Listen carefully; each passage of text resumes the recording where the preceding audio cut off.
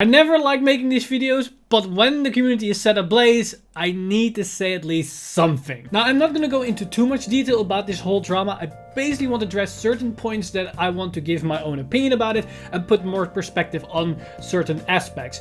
If you want a more detailed approach about what's going on in its entirety, you can check out different fights or Solomon videos because they basically did a perfect job about this whole situation, and I don't want to rehash them once again in a third video. But for people that aren't aware what's going on, let me give you a TLDR to give you up to speed so you understand what we're talking about in this video. So a couple of days ago, I'm not so sure when this has actually happened, a very notable person within the Japanese community posted a blog post talking about his thoughts and his opinions about Overdress and how Bushiroad is handling the whole situation.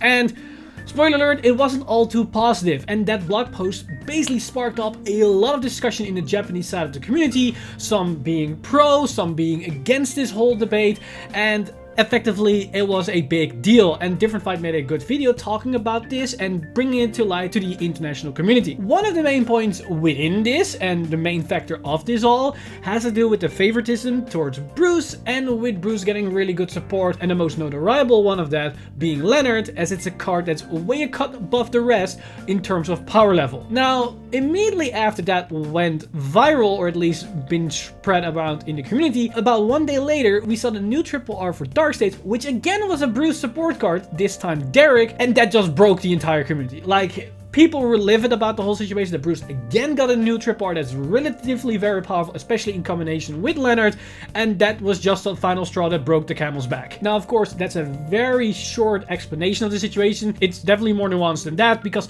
it's not only Bruce that's an issue, there's a more overlying argument where the support is very lackluster, or the way how Bushiroad is supporting the game is not what people were expecting, as well as how the meta is handled is also not to everybody's liking, as well as some details that Bushiroad has been doing here and there. But I mainly want to focus in this particular video about the whole thing with Bruce and certain other aspects. Now let's start with the big boogeyman himself, and there are two specific aspects to Bruce. It's his favoritism, that he gets more support, as well as his presence within the meta, and then he still gets more support even though he's very powerful in the meta. So one aspect why people have issues with Bruce right now is that Bruce is getting way more support than other nations, or at the very least is getting higher quality support than most other right lines in other nations, and the good example of that is being Leonard. And it's only made worse by the sheer fact that Bruce is actually dominating the meta right now as of set 2, and in set 1 it actually was one of the top dogs as well, but now after set 2, thanks to Leonard, it's even better.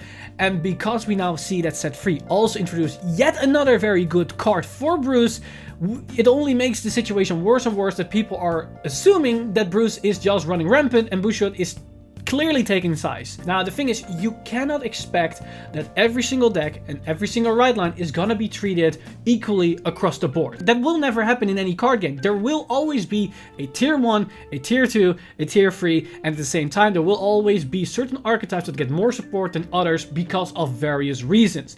This has been the case for every major card game. Yu-Gi-Oh!, Magic, Pokemon, Vanguard as well. It's just how it's been. There isn't actually a card game out there that is equally fair to everything, and there will always be one player that has some type of advantage over another, no matter how you try to balance about these things. This isn't only a card game issue, this is just a thing for almost every type of game ever created, because there will always be a player going first, and there's always going to be a player that's going to get resources first. That's just how it works. Now, that said, it doesn't mean you can excuse if a deck is too prominent for too long. If a deck is too prominent for too long of a time span, there definitely needs to be something done, but currently I don't feel that's already now the case. We're just 2 sets in. Japan is now their 3rd set in with Lyrical Monasterio, but the official 3rd set has yet to be released, and only that we now know that this new Derek card comes out, we don't even know if the card is good. It's just that we immediately assume that the card will immediately break Bruce without any actual playtesting. As I explained in my previous Cardfight update video, it's basically a Eugene card in Bruce. But the Eugene effect can definitely just also whiff, because you can just check the top 5 cards and only see 4 triggers in the over trigger, and that's that. Like, that's definitely gonna happen, and I cannot wait till the day that's ever gonna happen, but we don't know how good the card actually is going to perform. It's just that we see this card and it immediately adds on the fuel of the fire of this whole Bruce favoritism that makes people basically go crazy about the whole thing. But Bruce favoritism aside, and the fact that it shows that Bruce is performing in a meta, there's another thing that's happening in the community that really irks me the wrong way. Yes, we know that Bruce is performing quite well after set 2 and even in set 1, but there are people that are just spreading different statistics as if it's facts left, right, and center without any actual context attached to the whole statistic that they're throwing out there. The biggest one that I've seen so far is this 62% win rate that's been attached to a tournament that had in Japan. I believe the tournament's called BSFL, where we just know that there's a 62% win rate for all the Bruce players during the tournament. Now, for anybody that isn't aware what this means, a win rate percentage gives us an indication how strong a deck is in any set meta. Now, usually a 51 or 52 is a really good win rate, and it shows us that the deck is really strong. Once it hits 55, we know it's definitely going to be tier 1, it's insanely strong, and it can dominate a lot of decks. Once it hits 70 to 75, that's when we're talking about a tier 0 deck. So seeing a 62 number attached to Bruce, you can immediately assume, oh no, this is already halfway to the tier 0, this is a problem, the deck is insanely strong. The thing is, however, this number on its own means absolutely nothing. Because the only thing that it tells us is that on that particular tournament, Bruce had a 62% win rate. But there are actually two different types of win rate. You have the absolute win rate in a vacuum, or you have the situational win rate, which can be taken from any type of tournament from just one specific time frame. The one that's important is the vacuum absolute win rate, because what this actually means is that you pick any type of deck in any current meta and you pitch it up against every other deck in set meta for about 1,000 matches each, and then put everything together, and that gives you a win rate. And the reason why that number is the one you want is because now you know for sure what win rate the deck has, even against all its worst matchups and against its best matchups. So you have a better understanding what this actually means. This 62% win rate number that's been attached to Bruce for some reason only tells us that Bruce has that percent win rate on that particular tournament, on that particular day, on that particular regional location. That is not representative of the entire 3 months meta of the entire world. Because another important thing that this number doesn't represent is how the game and how the meta differs from region to region to region. Even within the same country, people can play differently from one city to the next, because people are different per region and different people play the game differently. And a good example of this, if we take a look at Different Fight's last tournament that they did with WCC, they had 20 Bruce players enter, and none of them topped. So if this 62% win rate was supposed to be across the board, then there should have at least one Bruce player being in top 8 or top 4 at the very least. But we didn't see this. Now, does that then mean that Bruce is like only 20 or 30% win rate? No, again, the tournament of Different Fight is still only one tournament of one particular group of people. It's not representative of the whole skill. So even though people are throwing out these random numbers, it doesn't tell us the full picture, as it's always going to be very complicated to actually know what is the best deck, what is actually tier 1, tier 2, especially now in the current environment with this whole pandemic limiting the amount of tournaments we can actually hold. And this makes this whole debate and this whole situation with Bruce even worse, because we attach ourselves to these very big negative numbers and then take it as fact. And because we already have this thought in our head, whenever we see this little bit of information that can only confirm this thought, we just take it and it expands it even more and makes the whole situation worse. Hence the whole thing with Derek. Because don't get me wrong, Derek as a triple R, it's an issue.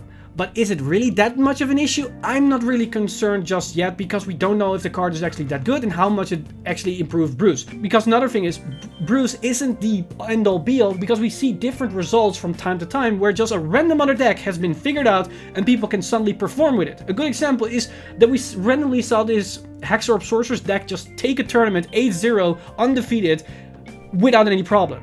Because now people are starting to figure out how not only other ride lines actually work, but now they also start to understand how you can combat Bastion and Bruce as well, because we have enough time to actually practice against those matchups. Now, besides Bruce being over-supported as well as already being very prominent in the format, while Bruce is not really addressing it so far, we also have this issue where people aren't happy with the way how Bushworld is actually creating the support. Because when we went from the clan system to the nation system, people assumed that we would get more generic cards and more widespread staples that then allows us to mix and match all types of different cards and create all kinds of weird builds. But then we got these ride lines, which then could have been used as backbones for all these staples. But from set 1 onwards, we see a lot of these archetype specific support that only works for specific ride line. And that's where people have issues with, because it goes back to the whole system of it's basically clans but then a nation. But the thing is, you cannot ask insane staples right at the gate, generic staples, because I promise, if we get these staples right from day 1, from set 1, what are you going to introduce in set 2? Because they're going to be the go-to cards that we're going to play, and nothing else is going to improve on these cards, even if we make dedicated support. We're just gonna pick the generic staples over anything else, unless they're gonna immediately power creep these staples right at the gate from set 2 or maybe set 3 onwards, and we're back in the whole issue with having too much power creep too fast and too hard in a new format. By Bushiroad making more dedicated support, they can make weaker cards that work specifically to an archetype, and then make a similar card that also works for the other archetype without immediately increasing the power level out of the gate right from the first set or maybe even the second set. And then later on, they can make these generic staples if they want to include it. But at the same time, they already are making generic staples. We already see cards that are generic that can be used in every single ride line, or at the same time, we see archetype specific ride line support that can actually be used in another ride line in a different way. A good example is the new Greed on Grade 1, which is really good for Baron Magnus because you can put it into the Soul Fangs of Baron Magnus on attack skill, which gives your last 3 attacks the Batador effect. Whereas for Greedon, it was originally intended to just give Greedon its second swing the Batador effect. So we can see that these specific ride line archetype cards can actually be used in other ride lines, but it's not as obvious as just having no name printed on the card or no keyword print on the card, like with a lot of Final Rush skills. Because another example, Pandemonium Tactics is a Final Rush order, but the 4 soul charge is generic. So you can use that order in Baron Magnus or Greedon to just accelerate your soul count. And you might actually want to play it because that soul is very important for those builds. And a good example of why you don't want generic staples right out of the gate, just look at Yu-Gi-Oh's original series with dual monsters. Like, most of those staples are banned till this day. For a good reason, because there were 2 strong generic cards that would just overpower any other cards that they're gonna make for specific archetypes. There's a reason why Pot of Greed is still banned and will never be unbanned, because it's too ridiculous of a card. Same with cards like Duel, Delinquent Duel, etc. Those cards are too strong because they're 2 generic staple cards that just outperform anything else that Bushiroad's gonna make, or in this case Konami's gonna make, unless they're gonna power creep those cards. And that's the last thing you want to see. Now, there are other aspects that people have issues with how Bushiroad is handling the Overdress reboot. But the conclusion, what I basically can deduce from what people are complaining about and what their arguments are and how things are happening, is basically people had different expectations of how Bushiroad would handle the new reboot. Their expectations were way higher than what Bushiroad probably has intended for. And I understand that. I can understand why people had these high expectations, because we just came out of a different reboot with the V-Series. This is the second reboot that we had, so a lot of people assumed Bushiroad would never make these mistakes again. But the thing is, they are actually doing a good job so far. Like, Overdress so far, how they're handling everything is miles ahead of what they did at the beginning of V. But the thing is, we are comparing the end of V, or even maybe some players are comparing G to Overdress right now, which is unfair because we're just at a new start. Like, we're just 2 sets in and people assume or expect a wide diverse equal meta that has all kinds of crazy interactions and all whatnot, which is just not fair to assume, which as we just 2 sets in and there's hardly anything you can achieve from that, as well as generating a good healthy meta, because with such a small card pool there will be much easier mistakes made where one card can outperform the rest because your card pool is so small. So one strong card makes a big difference, and Leonard being that mistake. At least that's what a lot of people assume, myself included. I definitely agree that Leonard was a mistake so far. And I'm not saying that people are disappointed right now, has no valid reason to be disappointed, because Bushiroad definitely have made some mistakes so far that they need to rectify, or they make decisions which just not make any sense. But it's not fair to say that Overdress right now, D-Series, is worse than what they did in the V series. I'm not agreeing with that at all, because what they're doing right now is way better how they handled V series. But they're going to make mistakes because, once again, it's a company run by humans, and humans make mistakes. We're not perfect beings, we never will be, and we cannot expect that Bruce will never make a mistake and ever again. I'm just gonna clearly say it right now, we're gonna have more issues later down the line. It's a fact. Like, there's no way they're not gonna make mistakes any year again. Maybe a future ban list is gonna be an issue. Maybe a new card is gonna be released that's insane. Maybe future stats are just gonna be so bad that nobody cares about it. There will be things like this happening in the future, and it's just the way how life works. But that's me being neutral and being all about seeing from both sides. Now I want to give you my perspective and what I think about this whole situation, and I'm going to keep it short to not make this video any necessarily longer than it already is. So, about Bruce and about him being top tier and meta defining and all that, I don't really think that's an issue right now with how the meta is shaping about and how their favoritism certain right lines or decks. This is honestly within my expectation. This is what I thought that Bouchard would do. Would I thought it was with Bruce? No, I thought it maybe would be Bastion, or maybe with... Honestly, I would have thought they would do this with Nirvana, because it's the main poster of the whole freaking anime season. But for some surprising reason, it's not even in the top tier. So I would say it's tier 1, but a lot of people aren't agreeing with that one, so it's fine with that. But I'm surprised that it's even up to debate. Usually the main poster clan or nation is one of the best decks in the format. Think of Royal Paladin in the OG era, think of Gear Chronicle in the G era. I don't know why this is not the case here, but it's a weird thing to be at. But overall, I would expect that this is going to be the case, but I do expect that they're going to fix things after set 3, or maybe at the very least after set 4. And the reason why I think that is because then we have 1 year of support. They have enough time to flesh things out, get out of their growing pains. But also, that's when we're going to get the first ban list where they can potentially hit something for D. Because I'm not going to expect them to hit something this month with the new ban list. But with the other ban list planned in January, February, I think it's very possible that they're going to hit something for Bruce on that ban list if Bruce is still an issue with Leonard and potentially now with Derek as well. So I'm hopeful that once we are a year in an Overdress, a lot of these growing pains are going to be resolved. And if not, then we can riot again. And for how they're developing cards and making right line specific support, I'm honestly okay with this. Like, again, I was expecting this because you cannot really expect them to make only generic support. Maybe it's a bit too much on the specific support, but I'm fine with how they're doing it right now, and also with the amount of right lines they're introducing. Like, don't get me wrong, set 1 meta was a really good meta, and I think people are already forgetting how good set 1 meta is. Yes, Bastion was really strong, but you had so many different decks that you can play right at the gate that were actually legit. Maybe 1 or 2 were a bit wonky, but besides that, it was a really diverse and healthy start of a new era from Vanguard. But things that I do have issues with is that they don't really tell us much information about why they are doing certain things.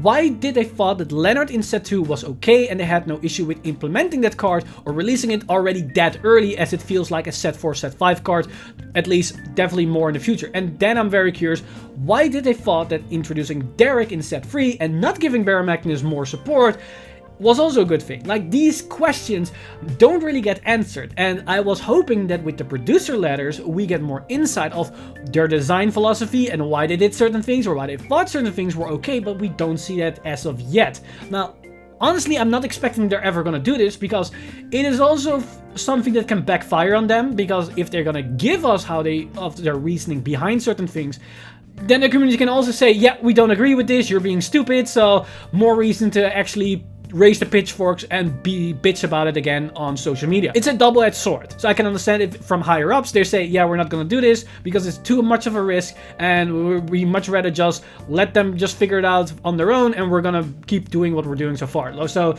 I'm not too hopeful they're ever going to do this, but if they're going to do this, I am pleasantly surprised. Now, the other thing that I'm really annoyed by that it is, because it doesn't make any sense to me why they ever introduced this, is this whole VR print or reprint policy that are not going to reprint them at least for a couple of years. Why did they thought this was necessary? This makes absolutely no sense to me, because you make V only harder to enter as well as premium, especially with newer releases where they're going to show us these reverse units for older VRs, which I assume that's very likely that these older VRs are going to be used in some way. Maybe not, it's too early to say, but if that's the case, you're gonna make it super hard for players to actually get those decks or enter this format, because you just gatekeep them because you're not pre-printing the important VRs. And then the argument they give that the stock in their local game stores can then still be sold because they maybe have still older sets that can hold these VRs, again, doesn't make any sense to me, because why would you buy a $40 box if that VR can be bought for $40 on the secondary market? Players are not gonna buy this box from the store if they only want that one card, because you're not guaranteed that card in that box, because again, a VR is only one per box, and there are usually 3 to 4 VRs or maybe 5, so you're gonna play a lottery while you could also just get the card from the secondary market. The only reason why players will go out their way to get the stocks of these local game stores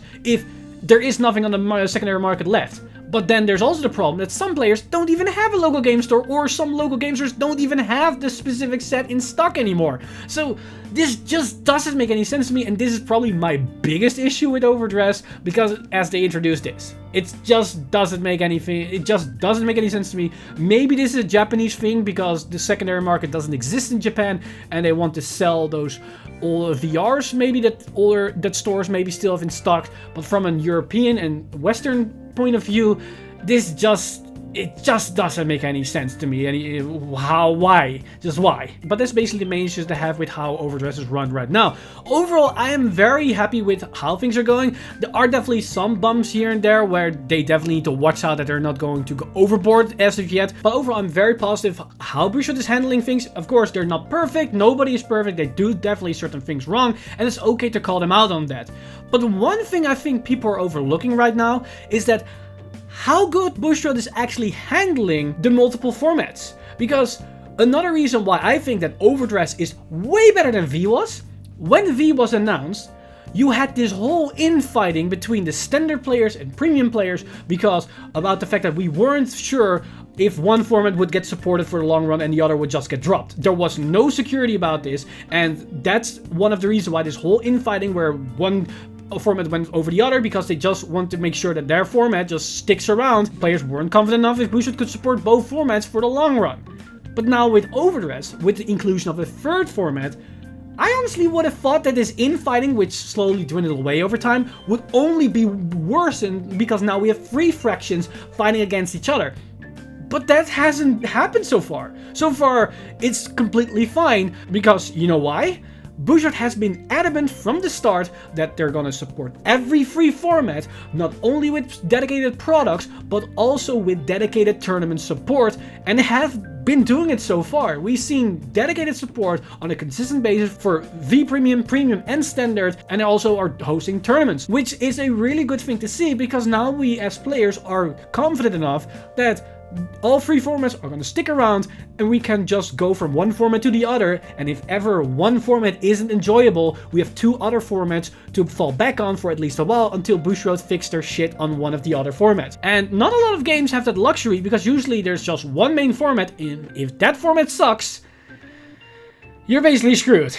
But that's basically where I want to end off this video. I understand why people have issues with Bruce as well as how Bushot is handling the situation, but I think it's a bit too early to already go crazy about this fact. We're just 2 sets in. The 3rd set just got almost completely revealed, but we don't know nothing about it because we haven't playtested everything. It can definitely be the case that Bruce isn't even that good after set 3, and suddenly all the other decks have catched up on it because they all have these new toys that can outcompete or maybe compete with Bruce, and then suddenly Bruce topples down from its top tier status and goes to just mid tier. Who knows? We don't know if this is going to be the case, and who knows what set 4 is going to bring to the table. Maybe suddenly one other deck going to rise to the top and Bruce is just going to sit there. It's too early to assume these things, and we just have to wait and see if they're going to change.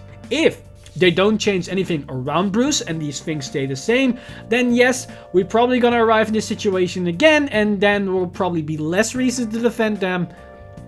but I'm confident that that won't be the case. I don't want to make this video again in a couple of months because I never like making these videos. But that said, I hope this video gave you a bit more context as well as reassured you with the situation that things aren't as bleak that some people tend them out to be, because there's always more things to the whole picture. It's never black and white. There's always a gray area which needs to be covered and needs to be talked about, because it's very rarely that it's all bad or it's all good. It's just not the case. But that said, I'm still enjoying Vanguard, probably more so than ever before, because Overdress looks really fun, V Premium looks better than it ever has been, and with the new ban list upcoming for Premium, I cannot wait to actually dive into the format, and we already did a deck profile on the channel, and if that ban list is good enough, you're gonna definitely see more than that on the channel as well. So I hope you guys will enjoy it as much as I have, and let's hope that things go better moving forward from this video onwards. And that said, I've missed a time leap.